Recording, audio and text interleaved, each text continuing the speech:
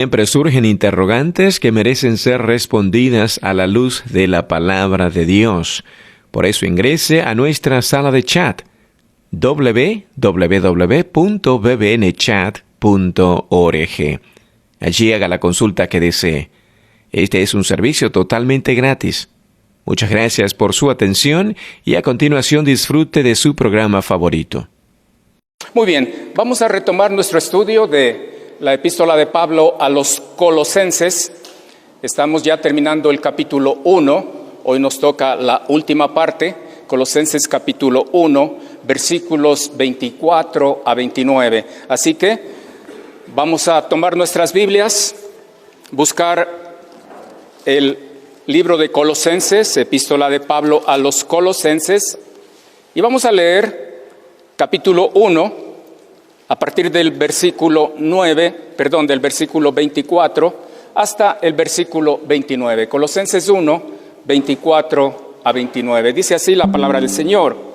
Ahora me gozo en lo que padezco por vosotros y cumplo en mi carne lo que falta de las aflicciones de Cristo por su cuerpo, que es la iglesia, de la cual fui hecho ministro según la administración de Dios que me fue dada para con vosotros, para que anuncie cumplidamente la palabra de Dios, el misterio que había estado oculto desde los siglos y edades, pero que ahora ha sido manifestado a sus santos, a quienes Dios quiso dar a conocer las riquezas de la gloria de este misterio entre los gentiles, que es Cristo en vosotros, la esperanza de gloria, a quien anunciamos, amonestando a todo hombre y enseñando a todo hombre en toda sabiduría, a fin de presentar perfecto en Cristo Jesús a todo hombre, para lo cual también trabajo, luchando según la potencia de Él, la cual actúa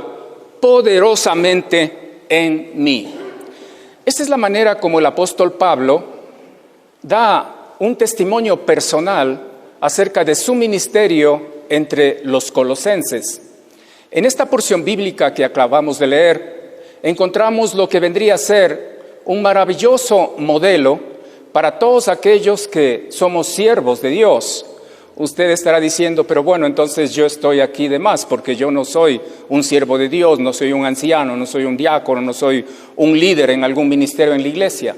Pero no olvide que todos nosotros, aunque no tengamos un oficio dentro de la iglesia, debemos cumplir con los requisitos que Dios exige de cada uno de sus hijos. Así que lo que Pablo va a compartir perfectamente puede aplicarse a cada uno de nosotros en el medio en el cual el Señor nos ha puesto para vivir en este mundo y ser sal y luz en este mundo. Hay varias cosas que Pablo menciona en esta parte de la Escritura.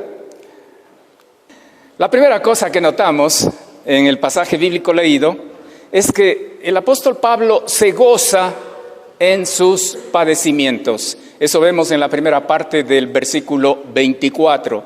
Se goza en sus padecimientos. Ahora, cuando habla de padecimientos, Pablo está hablando acerca de situaciones difíciles que él tuvo que sufrir por causa de Cristo. La carta a los colosenses no fue escrita desde un hotel de 5 estrellas, con todas las comodidades que nos gusta tener, sino que fue escrita desde una prisión en Roma. La vida de los prisioneros en esa época, especialmente en Roma, no era una vida fácil. Estaban probablemente encadenados, muy probablemente estaban en algún tipo de castigo, como Pablo con los pies en el cepo en la iglesia en la ciudad de Filipos. Es decir, que la vida para Pablo no era fácil. Por eso él habla de sus padecimientos. Ahora, lo interesante de esta parte del testimonio de Pablo es que él se goza. Gozarse no significa estar contento, no significa qué lindo que estoy sufriendo esto, no. Gozarse significa esa tranquilidad de espíritu que comunica a Dios cuando estamos haciendo lo que es su voluntad. Es esa tranquilidad de espíritu que resulta de saber que Dios está en control, que aunque parezca que todo ha terminado y que no hay nada que hacer, aún así hay alguien que sabe lo que está pasando. Eso es tener el gozo. Y eso es lo que sucedía en la vida del apóstol Pablo. Y es lo que usted y yo necesitamos en medio de nuestras dificultades. Saber que hay alguien que está en control, saber que hay alguien que está al tanto de lo que nos está pasando, saber que hay alguien que sabe que eso que nos pasa es bueno porque produce un buen resultado. Eso nos trae esta actitud de gozo. Y eso es lo que tenía el apóstol Pablo. Los padecimientos fueron resultado de la obra de Pablo por los colosenses y por los creyentes en general. Él dice que se goza en sus padecimientos. ¿Cuál es su reacción cuando por ser un fiel discípulo de Cristo, usted es objeto de burla, objeto de ataque, objeto de rechazo y de segregación de las personas con quienes antes tenía contacto? Bueno, no somos apóstoles, pero sí somos discípulos de Cristo. Y como discípulos de Cristo, a veces sufrimos el reproche del mundo. Al mundo no le gusta que seamos seguidores de Cristo. Y por eso nos ataca, por eso nos hace a un lado. Por eso nos hace sentir mal, ya no eres de los nuestros, ya no participas en lo mismo que nosotros antes participábamos, así que ahí a un ladito nomás eres el hermanito. ¿Cómo se siente usted cuando le tratan así? Bueno, a veces nos sentimos mal, ¿no es cierto? Nos sentimos terriblemente mal. ¿En qué me metí? ¿Qué es esto en lo que estoy? Ya no tengo la aceptación, ya no tengo esa sensación de ser parte del resto. ¿Qué pasa? Bueno, Pablo dice, me gozo en los padecimientos. Si usted está sufriendo por la causa de Cristo, es un motivo no para lamentar, sino para gozarse. Porque sufrir por Cristo es algo que manifiesta que realmente somos de Él. Porque si usted no fuera de Cristo, el mundo le recibiría, le trataría bien, le daría palmaditas en la espalda. Pablo entonces sufría a causa de servir a Cristo mediante el servicio a los colosenses y a los creyentes en general. En segundo lugar, vemos que el apóstol Pablo recibe parte de las aflicciones de Cristo por la iglesia. Eso vemos en la segunda parte del versículo 24, cuando él dice que cumple en su cuerpo las aflicciones, cumple en mi carne, dice, lo que falta de las aflicciones de Cristo por su cuerpo, que es la iglesia. Aquí vemos otra característica de Pablo. Dice que recibe su parte de las aflicciones de Cristo por la iglesia. Ahora, ¿qué significa esto? Y les confieso que esta es una parte donde hay algo de dificultad en entender bien qué es lo que Pablo está comunicando cuando dice que sufre en su carne las aflicciones por la iglesia. Bueno, lo que él está tratando de decir en esas palabras es que como Cristo no está físicamente en la tierra, porque Él murió, resucitó, ascendió a la gloria de su Padre, somos los seguidores de Cristo los que sufrimos la misma aflicción que Cristo sufría, el mismo rechazo que Cristo sufría. Eso es lo que significa. No significa que Pablo tiene que sufrir un poquito más para completar los sufrimientos de Cristo por la iglesia. No, no significa eso. Tenemos un solo Redentor, uno solo que murió y uno solo que pagó el precio para que nosotros seamos redimidos. Es Cristo Jesús. Nadie necesita sufrir más para redimirnos. La obra ya está hecha. Cuando estaba en la cruz del Calvario, el Señor Jesucristo dijo, consumado es. Eso quiere decir que todo está hecho. No hace falta más sacrificio por la iglesia. Entonces, cuando Pablo dice que cumple en su carne las aflicciones de Cristo a causa de la iglesia, no está dándonos a entender que Cristo no sufrió mucho por la iglesia y por eso Pablo tiene que sufrir lo que falta. No, no hay tal. Lo que significa es que el mundo siempre ha rechazado a Cristo. El mundo siempre ha atacado a Cristo. El mundo siempre ha querido ver que Cristo muera. Ese ha sido el gran deseo del mundo. Pero hoy el mundo no puede causar sufrimiento a Cristo porque Cristo ya no está en esta tierra. Entonces, ¿qué es lo que hace el mundo? En lugar de causar sufrimiento a Cristo, el mundo causa sufrimiento a los que somos seguidores de Cristo. Y a eso es lo que se refiere Pablo cuando dice que está sufriendo en su carne lo que falta de las aflicciones de Cristo. Como Cristo no está físicamente en la tierra, Pablo entonces sufre las aflicciones en lugar de Él. Eso es lo que significa. Las aflicciones que sufren tanto Cristo como Pablo es por el cuerpo de Cristo que es la iglesia. ¿Por qué? Porque el mundo no está nada de acuerdo con que la iglesia esté en este mundo representando a Cristo. Y el mundo va a causar dolor, va a causar sufrimiento a la iglesia de Cristo. Solamente miren lo que está sucediendo en países donde el cristianismo está proscrito. La vida para los creyentes en esas partes del mundo no es fácil.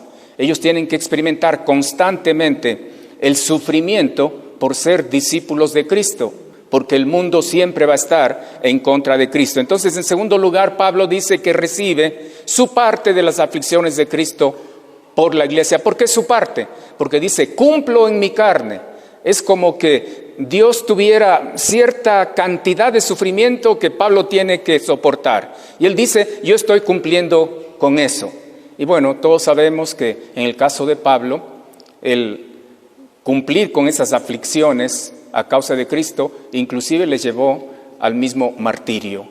El final del apóstol Pablo fue sacrificio, martirio, allí en la ciudad de Roma. Hasta donde se conoce, él fue decapitado en la ciudad de Roma. Probablemente ninguno de nosotros va a tener que sufrir eso, pero sí hay cierto rechazo del mundo a causa de que nosotros somos seguidores de Cristo. Así que si usted es un fiel discípulo de Cristo, no espere que el mundo le aplauda.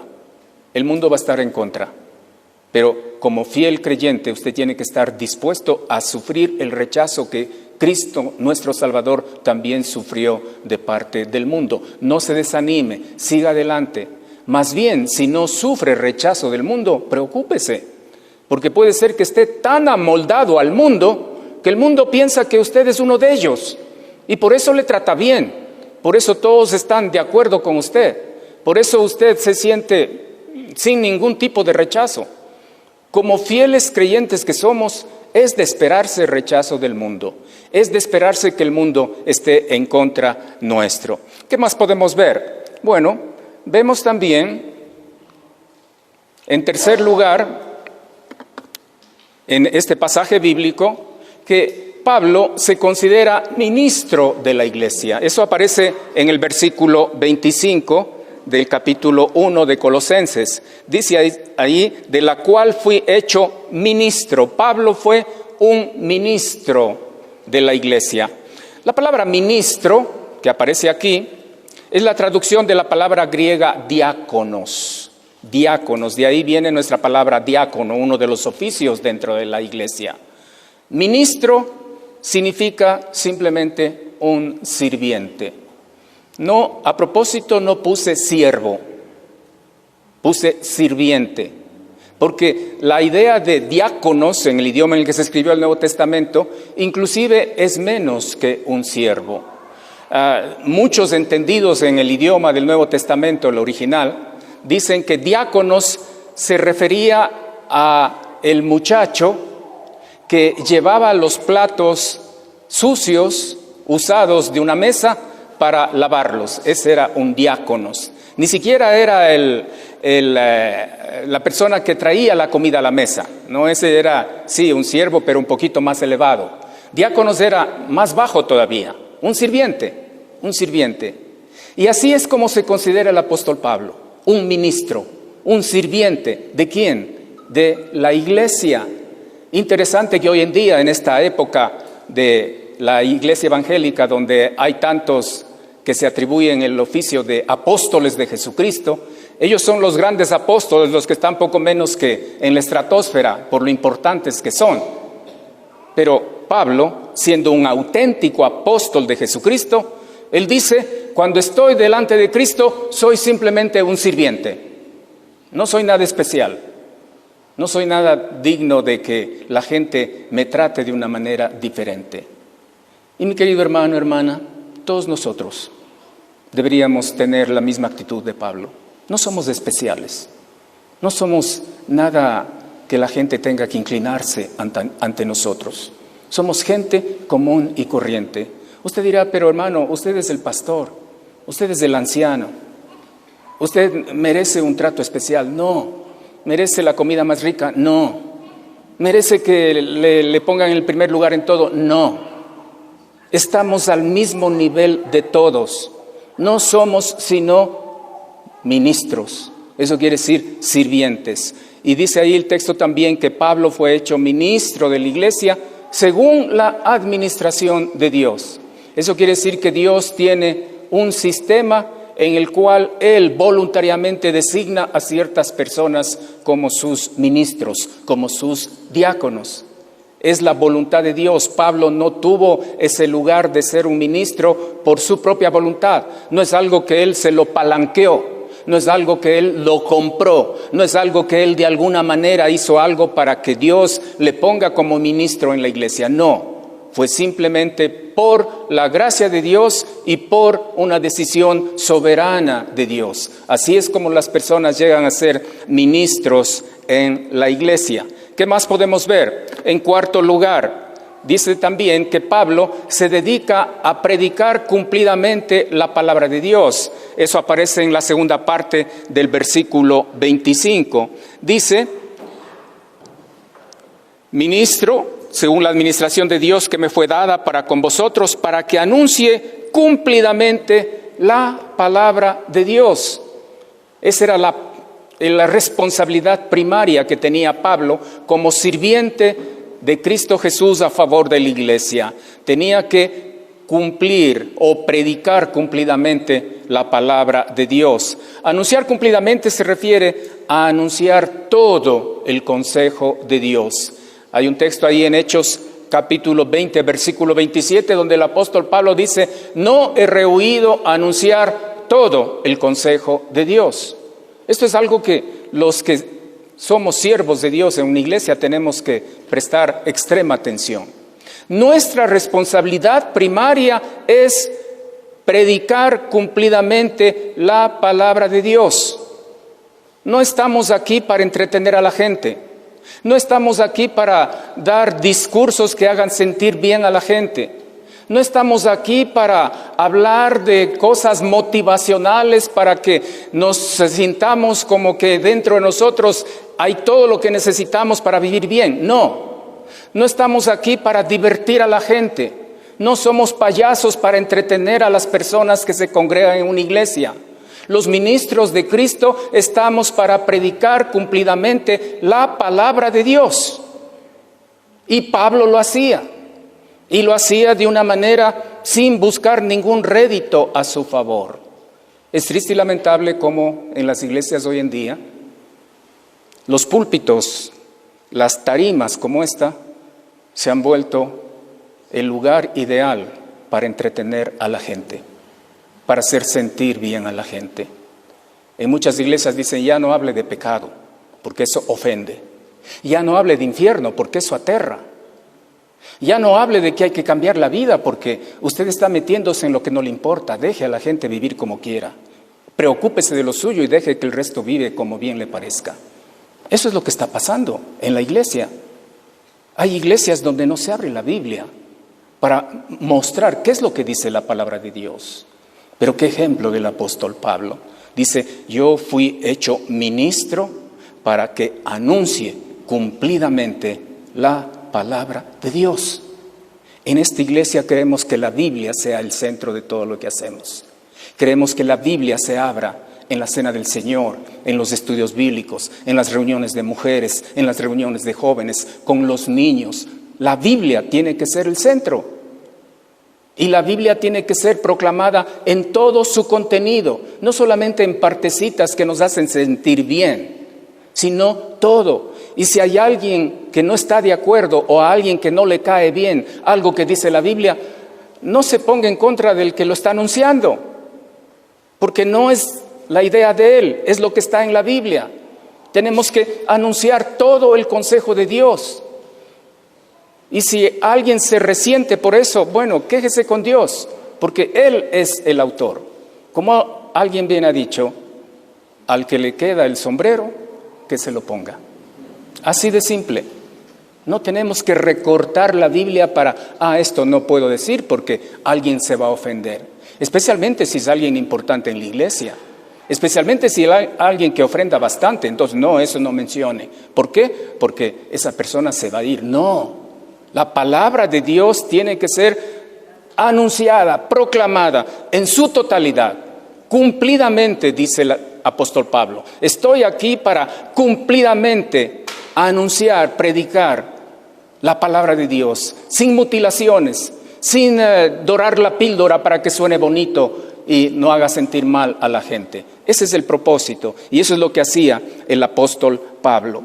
En quinto lugar, algo que también el apóstol Pablo dice en su testimonio personal, es que él se dedicó a dar a conocer un misterio. Dentro de lo que él predicaba, la palabra de Dios, él habla de un misterio. Ahora, misterio, al escuchar esa palabra, sáquese de la cabeza lo que el mundo entiende por misterio. ¿Qué es misterio para el mundo? Bueno, el mundo dice un misterio es algo que no se entiende. Es algo que está escondido y hay que escarbar bien para saber qué mismo es. Eso es un misterio. Hablamos de películas de misterio, donde comienza la trama y uno no sabe sino hasta el final quién ha sido el asesino. Entonces decimos, es un misterio. No, bíblicamente hablando, un misterio simplemente es una verdad no conocida hasta el momento que es dada a conocer a un siervo de Dios. Eso es un misterio. Una verdad que no se conocía hasta el mismo momento que es dado a conocer a un siervo de Dios. Pablo fue el instrumento utilizado por Dios para dar a conocer el misterio a quienes. Dice el texto ahí en Colosenses 1, 26 y 27, que ese misterio fue dado a conocer a los santos. ¿Quiénes son los santos? Bueno, no son los que están en las paredes con su fotito y el halo encima de la cabeza, no, esos no son los santos. Tampoco son los difuntos. Los difuntos no son santos.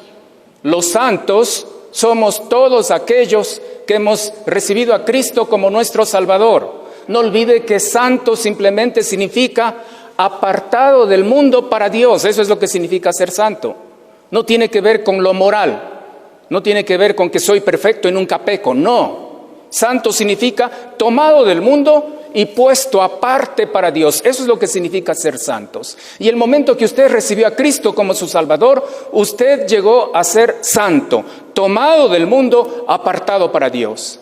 Entonces Pablo dice que él anuncia el misterio. Él es el instrumento que Dios utiliza para dar a conocer esa verdad que no había sido conocida antes.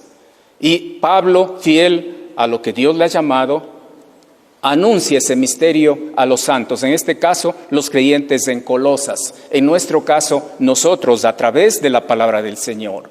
El misterio que Pablo reveló tiene que ver con las riquezas de la gloria entre los gentiles. ¿Qué significa eso?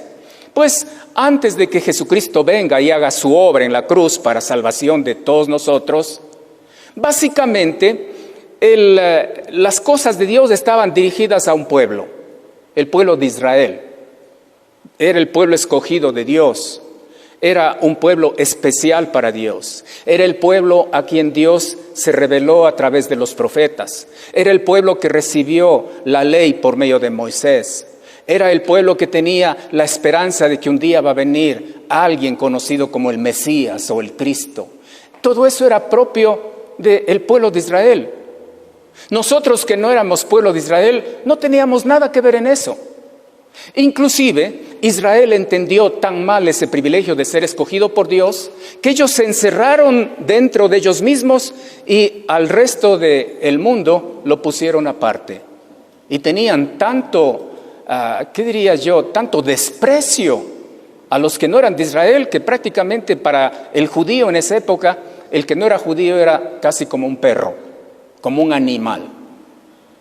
Ellos le veían tan mal que pensaban que los no judíos o los gentiles, en otra forma de llamarles, ellos pensaban que los gentiles eran la leña que Dios va a utilizar para hacer arder las llamas del infierno. Así es como decían los judíos. Entonces, qué interesante.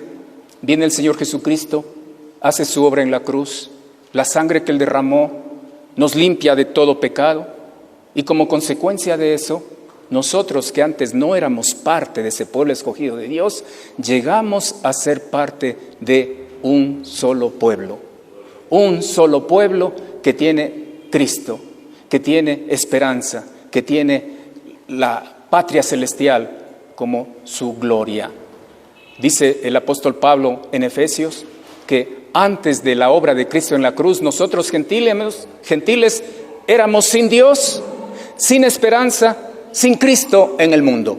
Terrible nuestra situación.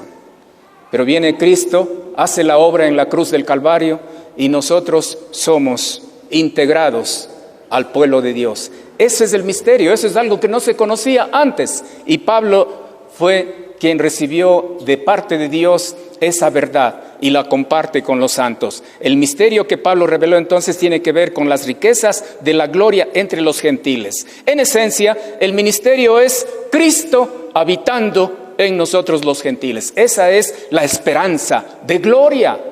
Cristo morando en mi vida, sin que yo sea un judío. ¡Qué maravilla! Si usted ha recibido a Cristo Jesús, usted tiene a Cristo Jesús morando en su vida. Ese es un gran privilegio. Y si yo tengo a Cristo Jesús morando en mi vida, debo ser muy cuidadoso cómo manejo mi vida. Porque no puedo contaminar a Cristo Jesús que mora en mí con algo que es contrario a su voluntad. Yo no puedo estar en lugares donde sé que Cristo no estaría, porque Cristo mora en mí. Yo no puedo participar de acciones en las cuales el Señor Jesucristo no lo haría, porque Cristo está en mí. Cada vez que usted tenga duda en cuanto a si algo es bueno o no es bueno para hacer, hágase esa pregunta. ¿Haría esto Cristo si estuviera en mi lugar? Si la respuesta es no, no lo haga. Pero si usted está seguro que Cristo lo haría, entonces hágalo. Porque Cristo mora en usted, porque es un hijo de Dios. En el mundo hay muchas cosas que el mundo hace.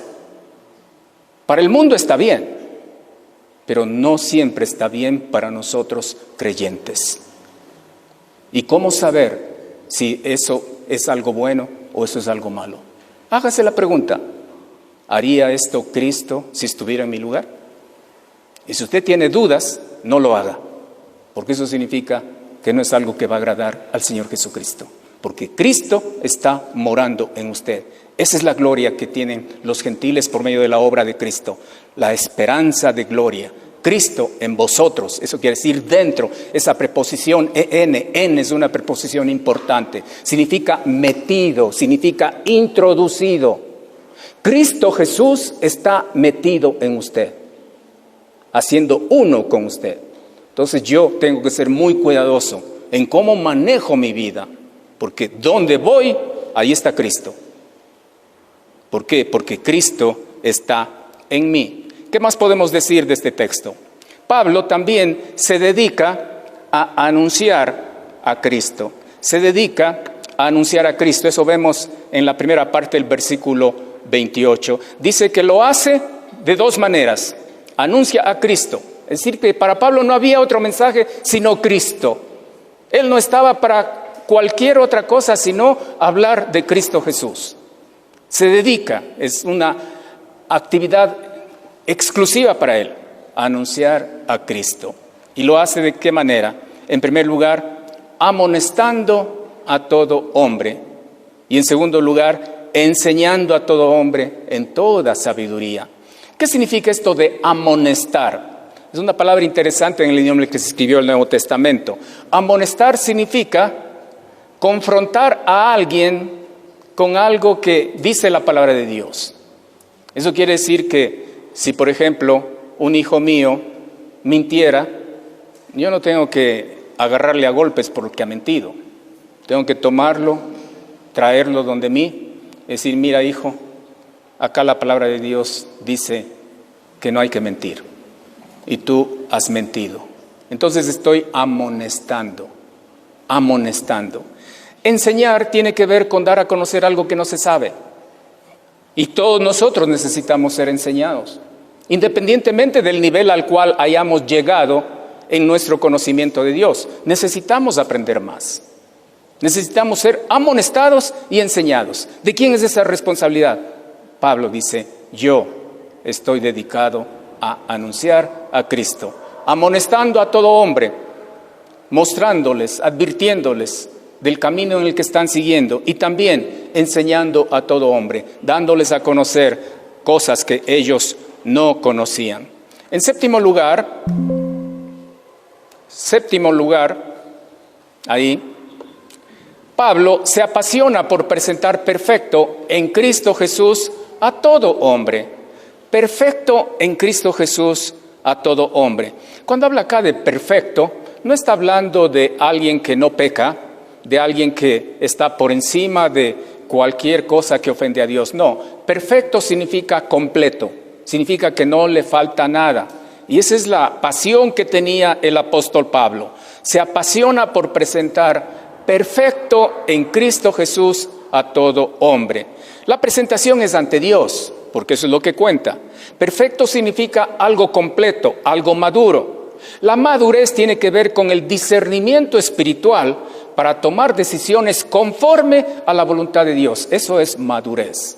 Si usted es maduro espiritualmente, significa que usted tiene la inteligencia espiritual para decidir lo que es correcto. Eso es una persona madura. Una característica de los recién convertidos es que les falta madurez. ¿Por qué? Porque están tiernos en la fe.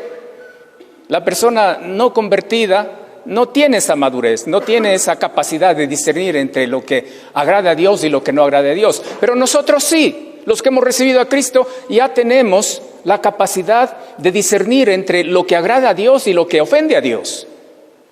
Y si somos maduros, vamos a tomar la decisión de hacer las cosas que agradan a Dios. Cuando una persona nace espiritualmente, es como un bebé. ¿Qué es lo que más necesita un bebé después de su nacimiento? Crecer, desarrollar. Y como bebé, el bebé hace cosas que no tiene control. Un bebé ensucia pañales, un bebé no puede limpiarse, asearse a sí mismo, un bebé no puede alimentarse por sí mismo, necesita de alguien que le ayude porque es un bebé. Espiritualmente es igual. Cuando recibimos a Cristo como nuestro Salvador, venimos de nuestra vida antigua haciendo cosas que son propias de lo que éramos antes. En otras palabras, entre comillas, ensuciábamos pañales con la mentira, con borracheras, con pornografía, tantas cosas que eran propias de nuestra vida. Eso es ensuciar pañales. ¿Por qué? Porque somos tiernos. Pero hay que progresar hacia la madurez. Y el apóstol Pablo dice, ese es mi trabajo. Yo estoy aquí para ayudar a las personas que crezcan hacia la madurez, a ser completos, perfectos en Cristo. Y ese es un proceso, no es algo de la noche a la mañana. No es algo que hoy estaba así y mañana ya soy perfecto. No, es un proceso. Así como un bebé no es de la noche a la mañana que se torna en un adulto, el creyente también no es de la noche a la mañana que, siendo un bebé espiritual, llega a ser un adulto espiritual, vamos a decir. Toma tiempo, es un proceso. Pero Pablo está involucrado en provocar ese crecimiento. Entonces, madurez tiene que ver con discernimiento espiritual para tomar decisiones conforme a la voluntad de Dios. Una característica de un bebé tierno espiritualmente es que no sabe bien qué es lo que debe hacer y qué es lo que no debe hacer. Y para no perderse el gusto dice, bueno, no estoy seguro de esto, pero por si acaso sea bueno, lo voy a hacer. Y termina embarrándose, termina haciendo mucho mal. ¿Por qué? Porque le falta el discernimiento. ¿De dónde viene el discernimiento? De la palabra de Dios. ¿Cómo crece un bebé? ¿Qué necesita para crecer y llegar a la adultez? No solo el cuidado de sus padres, necesita alimento. ¿Cuál es el alimento que utiliza un bebé recién nacido? Es leche. Un creyente espiritual recién nacido necesita la palabra de Dios. Primera de Pedro dice que la palabra de Dios es la leche espiritual no adulterada. ¿Cuál es el propósito de esa leche espiritual no adulterada? Dice, para que crezcáis por ella. Si usted es un bebé espiritual, necesita meterse de lleno en la palabra de Dios. Entonces va a crecer y va a poder realmente discernir entre lo que es bueno y lo que es malo. Y por supuesto en la iglesia Dios ha puesto a personas que nos ayudan a crecer, a madurar. Como Pablo dice, yo estoy aquí para presentar perfecto en Cristo Jesús a todo hombre. Vamos a lo último. Pablo se esfuerza en la potencia de Cristo. Eso vemos allí en el versículo 29. Pablo se esfuerza en la potencia de Cristo. Porque ustedes estarán diciendo ahí, bueno, todo eso que usted está diciendo es muy difícil de cumplir. Sí, por supuesto que es difícil de cumplir. Pero tenemos la ayuda de la potencia de Cristo. Esa expresión, se esfuerza en la potencia, es una expresión muy linda. Porque literalmente podría traducirse, se potencia en la potencia. Esa es la idea. Esfuerza en la potencia. Eso quiere decir que Pablo no hacía las cosas en su propia fuerza, sino que dependía del poder de Cristo Jesús que moraba en él. Y esa es la clave para que usted pueda vivir una vida agradable delante de Dios. No dependa de su propia forma de pensar. No dependa de su propia potencia, de su propia fuerza para hacer lo bueno. En otras palabras, no dependa de su fuerza de voluntad. Porque hay personas que dicen, sí, yo tengo este problema, no puedo dejar el cigarrillo, por ejemplo. Es un vicio que tengo y no puedo dejar, pero le prometo que desde mañana lo voy a dejar. ¿Por qué? Porque yo soy un hombre de voluntad. Tengo fuerza de voluntad para dejar. Bueno, esa fuerza de voluntad no le va a llevar muy lejos. Esa fuerza de voluntad no es suficiente para que usted cumpla con lo que Dios quiere para usted. Usted necesita, como Pablo, fortalecerse en la potencia de Cristo, la persona que mora dentro de usted. Si usted depende de Él, usted va a poder vencer cualquier cosa que a Dios no le agrada. Pablo tenía una gran responsabilidad y él dice, en mi fuerza yo no puedo. Imposible. Pero no tengo que depender de mi fuerza. ¿Por qué? Porque hay alguien que mora en mí, cuyo poder es infinito. Él sí me da todo lo que necesito para cumplir con lo que Dios quiere de mí. Lo mismo es para usted, lo mismo para mí. Yo no puedo vivir como a Dios le agrada en mi propia fuerza. Tengo que depender de la fuerza de Cristo Jesús, quien mora en mi vida. Entonces ahí sí voy a poder vencer cualquier vicio que tenga, cualquier mal pensamiento que tenga, cualquier deficiencia que pueda haber en mi vida, en mi relación con Dios. Yo lo puedo vencer. ¿Por qué? Porque Cristo Jesús, que mora en mí, es quien me da el poder para vivir una vida agradable delante de Dios. Y esa es la manera como Pablo termina su testimonio como ministro de Jesucristo. Es un lindo ejemplo. No solo para aquellos que servimos en una iglesia como ministros, entendiéndose que ministro no es el ministro, no, es el sirviente. Para nosotros es un hermoso ejemplo, pero no solo para nosotros, sino también para todos. ¿Por qué? Porque Pablo aquí manifiesta la clave para vivir una vida agradable delante de Dios. Gracias, amados hermanos, por su atención. Que el Señor les bendiga rica y abundantemente. Amén. Ingrese a nuestra sala de chat para hacer la consulta espiritual que desee. www.bbnchat.org. Este es un servicio totalmente gratis. Muchas gracias. Somos sus amigos de BBN.